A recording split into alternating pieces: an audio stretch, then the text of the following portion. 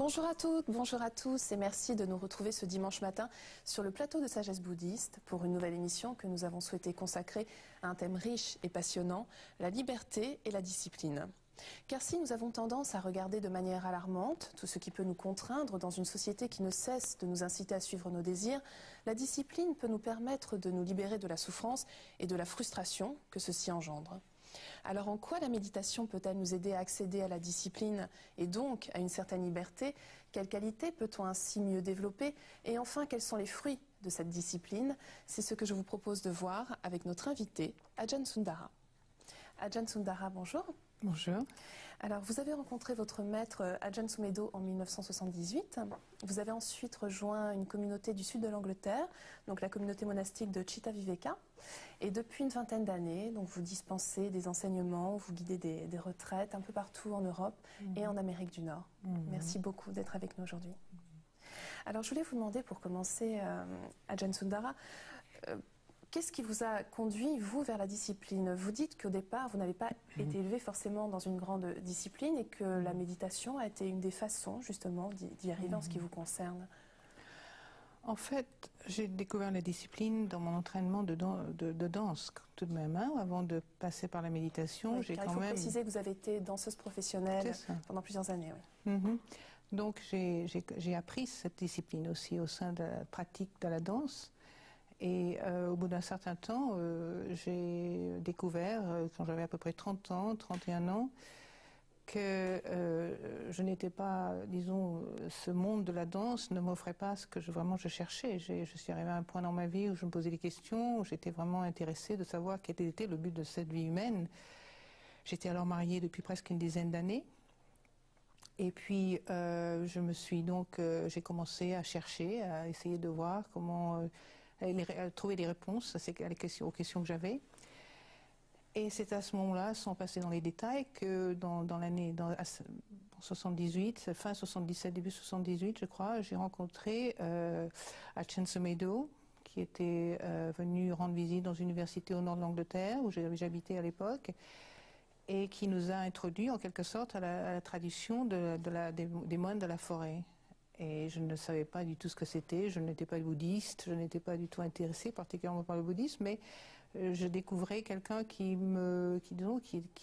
manifestait, qui exemplifiait en quelque sorte quelque chose de très précieux pour moi, c'est qu'il avait vécu dans un monde donc de simplicité, un monde on voyait bien, c'est une espèce d'esprit clair, et il avait beaucoup d'humour aussi, donc c'était quelque chose de très important. Et j'étais déjà moi-même dans une recherche. Depuis pas mal de temps, je faisais déjà des retraites dans les milieux chrétiens, je cherchais, quoi. Et c'est à ce moment-là, quand j'ai commencé à travailler avec la méditation, à pratiquer la méditation, que j'ai compris beaucoup de choses, en ce sens que j'ai compris qu'il était possible de regarder son propre esprit, son mental, de se connaître d'une manière très directe et immédiate. Et c'était vraiment une porte d'ouverture extraordinaire, parce que dans le monde, disons, quotidien, de la vie ordinaire, on n'a pas il y a 30 ans en tout cas, on n'avait pas accès à ce genre de connaissances, à ce genre d'enseignement. Donc c'était une chose, c'était une nouvelle, un tournant pour moi, vraiment une chose, vraiment une grande chance de pouvoir faire l'expérience de cela. Très bien. Alors, la pratique de la méditation. Justement, donc en fait, c'est grâce à la pratique de la méditation que l'on prend conscience de l'impermanence des choses, en quelque sorte, que l'on canalise donc nos énergies, qu'on les discipline. En quoi est-ce que cela influe sur notre liberté intérieure, selon vous? Bien, disons, parlons plutôt de quelle est cette discipline qui provient de la méditation. Parce que moi, la discipline en soi, le simple fait de suivre des commandements, des règles, etc., ne m'a jamais inspiré beaucoup. Mais est un fait qu'à partir du moment où on observe soi-même la souffrance qui surgit de notre esprit et la façon dont on peut gérer cette souffrance, la comprendre surtout, et surtout la lâcher, surtout le faire un lâcher prise, on se rend compte qu'il y a une liberté à l'intérieur de soi qui est absolument sans fin. Il est possible de vraiment laisser derrière nous toute la souffrance qui nous encombre par notre illusion, par notre ignorance, par notre convoitise, par la colère, enfin tout ce qu'on appelle dans certaines traditions les trois poisons de l'existence humaine, la haine, la colère et la convoitise. eh bien, comment dirais-je, cette discipline se manifeste relativement, pour moi en tout cas, c'était une chose complètement naturelle.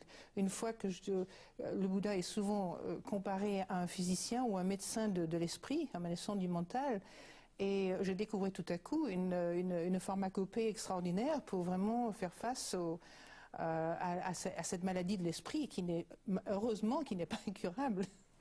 Ce qu'on appelle l'ignorance humaine n'est pas incurable. Donc c'était quelque chose de...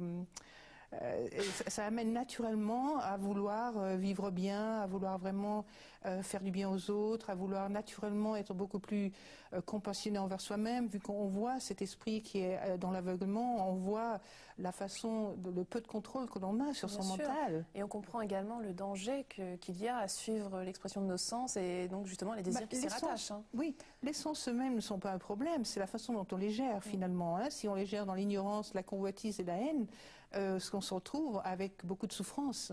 Mais la pratique de la méditation n'est pas une fermeture sur les sens. On s'ouvre à l'expérience des sens, mais avec intelligence, avec sagesse, avec compassion et avec compréhension de la façon dont ça fonctionne. Et toujours avec cette intention qui est, disons, qui est à la base, le fondement de l'enseignement du Bouddha, qui est une intention de compassion, une intention de bienveillance, une intention de faire le plus de bien possible sur cette terre tant qu'on est en vie. Alors, Ajahn Sundara, vous-même, vous suivez 10 préceptes dont découle un certain nombre de règles, et vous dites que finalement, c'est devenu pour vous vraiment des sources de réflexion. Ce n'est pas devenu, ça a été une source de réflexion dès le départ. Ces préceptes ne sont pas des commandements auxquels on obéit aveuglement. Ce sont simplement des flèches qui nous emmènent dans des directions qui, comment dirais-je, qui soutiennent cette aspiration à se libérer de l'ignorance, de la haine, de la convoitise et à réaliser cet état de paix inconditionnée, de paix inébranlable dont parle le Bouddha, qui est le Nibbana. C'est pas une chose que l'on atteint, c'est une chose qu'on réalise. Plus on lâche ces trois aspects de l'esprit négatifs, plus on se rend compte qu'il y a au fond de soi des qualités de paix, de compassion, d'éveil et d'intelligence du cœur, d'intelligence de sagesse qui sont que l'on découvre petit à petit en lâchant prise de ces trois aspects négatifs du mental. Mais les sens eux-mêmes, la porte des sens n'est pas un problème en fait. C'est comment les vivre avec de plus en plus d'attention et de sagesse. Alors, vous dites que l'attention portée à la sagesse et à l'utilisation judicieuse des moyens matériels est quelque chose de très très important. Vous pouvez nous en dire un mot ? À nouveau, c'est pas comme une idée que l'on découvre, c'est plutôt le résultat normal de cet état d'attention vigilante et de présence d'esprit qui fait que on se rend compte qu'on n'a pas besoin d'autant de choses que l'on s'imagine, que notre plaisir, notre bonheur, notre joie ne vient pas nécessairement d'obtenir de plus en plus d'expériences sensorielles, d'objets, de plaisir, etc. On se rend compte naturellement aussi que, de la même manière, comme je vous ai dit auparavant, que les préceptes étaient fondés dans la compassion, ils sont aussi fondés dans le respect de tout être vivant, le respect de la vie, le respect de soi-même. Et donc, ce respect va de pair avec justement l'utilisation sage et retenue en quelque sorte des ressources que l'on a. Donc cela rejoint en fait les moyens d'existence juste. Oui, et ça rejoint aussi comment on gère ce corps, comment on gère son mental, comment cultiver les états mentaux, les émotions, les enseignements aussi que l'on reçoit, comment utiliser ces choses-là de telle manière que nous soyons une plante bien portante en quelque sorte. Alors, Ajahn Sundara, quelle qualité est-ce qu'il faut développer pour justement essayer d'atteindre cette discipline? On pense entre autres à la patience. Oui, la patience est une qualité absolument essentielle. D'ailleurs, le Bouddha en parle comme une discipline ultime. Il dit la patience est vraiment la discipline la plus excellente, la plus ultime. Ce qui paraît un peu curieux dans notre société, parce que la patience n'est pas une qualité particulièrement prônée dans la société. Et je dirais aussi, avec la patience, on a besoin vraiment d'être intéressé par cette voie, mais pas seulement comme une idée, comme une chose que l'on doit obtenir, mais vraiment comme une voie vivante, en quelque sorte. Quelque chose qui nous touche le cœur et qui nous fait vraiment vibrer intérieurement, par le fait même que nous avons tout à gagner. Enfin, gagner, on ne gagne rien. Tout ce qu'on gagne, c'est on devient plus léger, on devient plus... Alors justement, quels sont concrètement les fruits de cette discipline? Les fruits de cette discipline, c'est le fait quand on lâche l'illusion de l'esprit, on lâche ses peurs, on lâche ses désirs égocentriques, on lâche tout ce qui entrave en fait à ce vaste esprit qui nous permet justement de répondre à la vie de manière créative, d'une manière spontanée, d'une manière bienveillante, d'une manière sage. Donc cette discipline nous amène à avoir une paix dans le cœur et une absence de peur. Ce qui rejoint aussi donc la notion de liberté, c'est ça? Absolument, absolument. C'est la liberté vraiment par excellence. Alors, vous parlez également de discipline ultime. Qu'est-ce que vous entendez par là? Alors là, je dirais, c'est un mot que j'ai évoqué dans un des enseignements que j'avais donné autrefois et qui était vraiment, qui faisait appel au fait qu'à un moment, vraiment, quand on parle de discipline, on a tendance à imaginer que c'est quelque chose de difficile à faire. Hein? Et c'est vrai qu'au départ, dans la voie, pour arriver à vraiment utiliser les préceptes comme fondement de vie, à observer ses sens, à observer son corps, tout cela n'est pas une sinécure. C'est quelque chose qui est assez difficile à faire et assez difficile à maintenir. Et on a plus souvent envie l'esprit vous découragera plus facilement. Ce qu'on appelle le mara sera là pour vous décourager, vous détruire évidemment même l'aspiration à se libérer de la souffrance. Mais vraiment, quand je parlais de cette chose ultime, c'est un mot qui peut-être je n'utiliserai pas de nos jours, mais c'est plutôt un mot pour moi qui m'inspirait, en ce sens que c'est une réponse naturelle qui va avec la sagesse et avec la gentillesse par rapport à soi-même et les autres. C'est-à-dire, ce n'est plus une chose à laquelle on doit penser, c'est une discipline naturelle. Alors, Ajahn Sundara, cette pratique de la discipline, à un moment donné, elle vient vraiment du plus profond de nous. Oui, il y a une intégration de cette discipline. Au départ, c'est quelque chose d'extérieur, il faut y penser, il faut travailler dessus, ces préceptes sont toujours en train de nous rappeler les faux pas que l'on fait ou bien la façon dont on vit ses émotions, etc. Et nous rappellent justement d'être plus attentive, d'être plus vigilante par rapport aux émotions ou aux désirs qui puissent traverser notre esprit. Et donc, il y arrive un moment où cette intériorisation se fait et c'est beaucoup. On arrive à vraiment devenir beaucoup plus naturel. C'est une chose naturelle. On est devenu cette discipline. Très bien. On n'a plus à être.